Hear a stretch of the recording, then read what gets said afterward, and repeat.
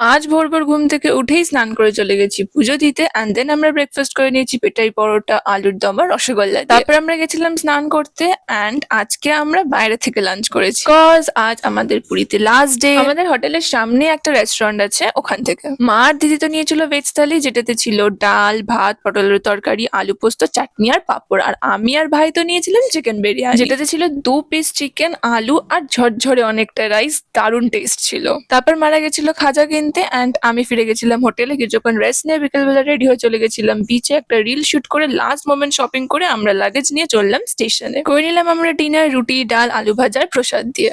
দেন ট্রেনে উঠে চললাম ঘুমাতে। সকাল সকাল মায়ের ডাকে ঘুম ভাঙলো, আর ঘুম থেকে উঠেই দারুণ ভিউ দেখলাম। ডিম সেদ্ধ, চপ মুড়ি, চা বিস্কিট দিয়ে সে নিলাম আমাদের ব্রেকফাস্ট, অ্যান্ড দেন ট্রেন থামতে নেমে গিয়ে ওরা চললো বারুইপুর, আর আমরা চললাম গড়িয়া। ড্রিঙ্কস খেতে খেতে চলে এলাম বাইরে, এসে খেয়ে নিলাম প্রসাদ। That's it for today. Do like, subscribe and follow for more. Tata.